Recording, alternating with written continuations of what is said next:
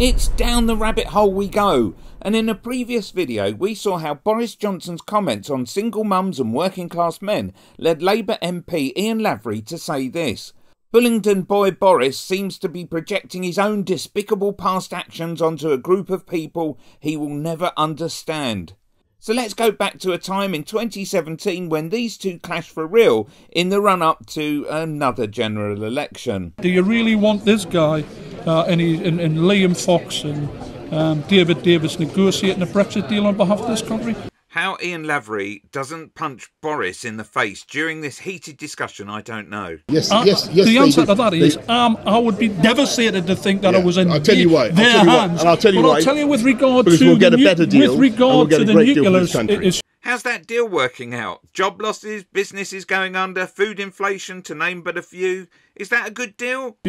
I think that what Jeremy did say quite clearly, that he would review the situation at that time, but the audience weren't convinced by that. Forgive Boris for not wanting to incinerate millions of people across the globe, like Boris would be quite happy to do. Absolutely ridiculous. I don't think you understand. I don't think you understand the logic of nuclear deterrence.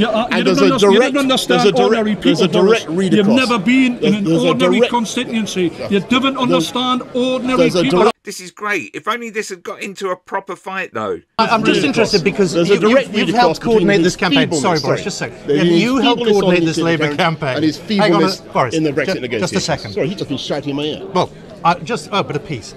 Johnson is so annoying. He can't bear not being the centre of attention. And watch, as this carries on, he constantly interrupts and pushes himself forward in order to grab the limelight.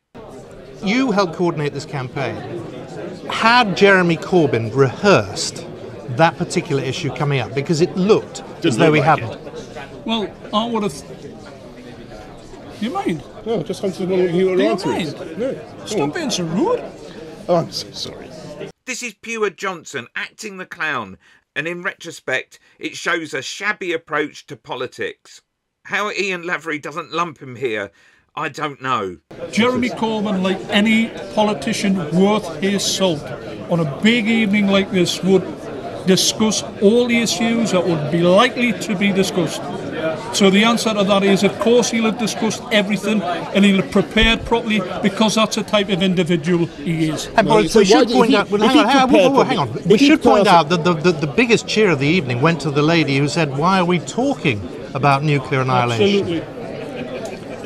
I think millions of people hearing the news that the British Prime Minister has effectively abdicated the whole point of our nuclear deterrent will be extremely perturbed. It's not just our own country that depends on Britain being strong and being robust in the world. There are plenty of allies we have in NATO around the world who look to us for a lead, who believe greatly in Britain. I think they will have been very disappointed to think that a leader of a major party could be perhaps on the verge of becoming Prime Minister on Thursday of next week with that kind of approach. And look who we got. And I think people in Brussels, listening to what he had to say about the EU, will really have been a bit flummoxed. It is still not clear.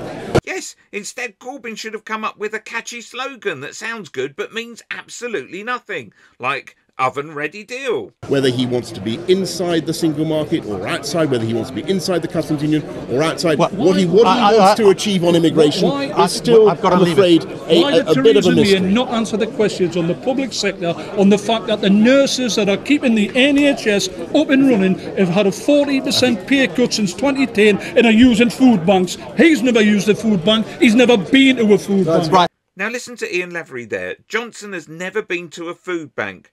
Now hear what Johnson comes back with. Actually, I started. Hang on a second. Johnson says he started some as a politician whose party is in power. He can't see the shame of being in one of the richest countries in the world and thinking it's okay that we have to set up food banks. You should take that back, old boy. Take it back. No, well, why don't you just sort this out? Hang on a second. Why don't you take it back?